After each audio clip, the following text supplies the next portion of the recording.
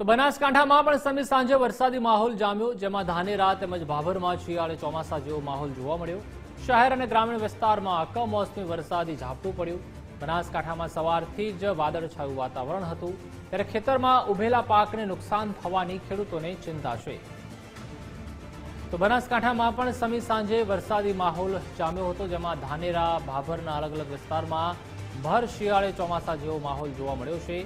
શહેર અને ગ્રામીણ વિસ્તારમાં કમોસમી વરસાદ વરસતા જગતના તાત એવા ખેડૂત છે તે ચિંતામાં મુકાયા છે। અને આજે સવારથી જ ભારે ધુમ્મસ તેમજ વાદળછાયું વાતાવરણ અલગ અલગ જિલ્લા તેમજ તાલુકામાં જોવા મળ્યું હતું, અને ખેતરમાં ઉભેલા પાકને નુકસાન થવાની ખેડૂતો ચિંતા વ્યક્ત કરી રહ્યા છે।